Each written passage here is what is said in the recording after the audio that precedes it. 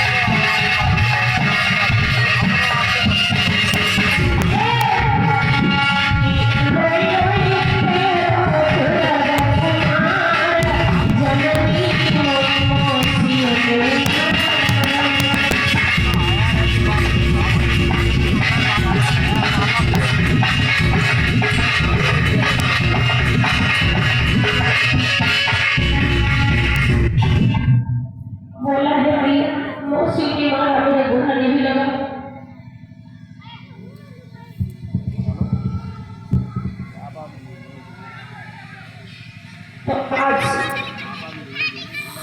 मैया बोली सुनीति कहने लगी बेटा बात क्या है।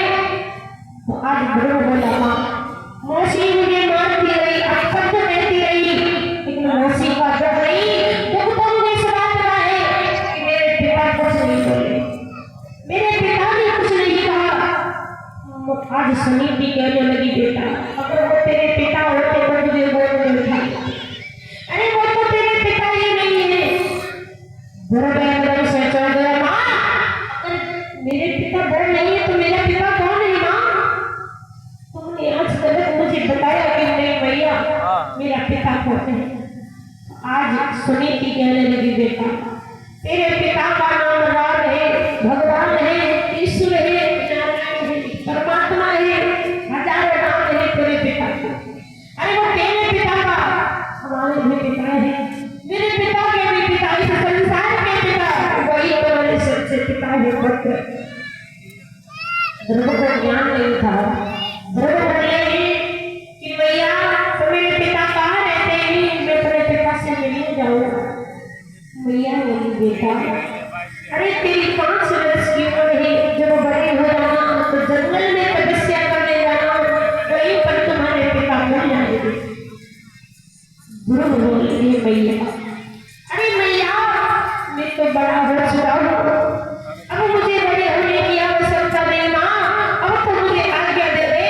तेरा बेटा जो है वो जंगल को तेरे पिता से मिलने जरूर है, और जब तक पिता के दर्शन नहीं कर लेगा तब तक लौट के नहीं आए।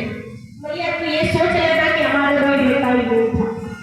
आज भैया सुनीति रोने लगी यार बड़ी मुसीबतों का सामना किया तब तो मुझे वो पुत्र की प्राप्ति हुई है। तुम्हारा जन्म हुआ है लेकिन आज पति हमें मजदूर में छोड़ दो की जा रही हो। आज गुरु बोले माँ चिंता मत करो। आज गुरु कहने लगे भैया तुझे मेरी शरण है तो क्या आज्ञा दे दे। भैया पछाड़ खा के आज गुरु ने नन्ही आंखों से भैया के चरणों को छोड़ा। जैसे ही बहनों से निकले गांव के बाहर निकले झोपड़ी से बाहर जंगल जाने के लिए। आज गांव के लोगों ने देखा कि गुरु जंगल जा रहे हैं। महाराज कान पार कर बताया महाराज आपका 5 वर्ष का पुत्र जंगल को करने लगा है, रोक लो उसे, नहीं तो कोई शेर चीता वाले भेड़िया के पेट में चला जाएगा। जैसे ही महाराज ने सुना है भयभीत हो गए, गांव के लोगों से कह दिए जाए मेरे बेटा को चल करके रोक लो, मेरे बेटा जंगल में न जाए। आज से कह देना उसे शुद्ध गेहूं की रोटी और सब्जी दे।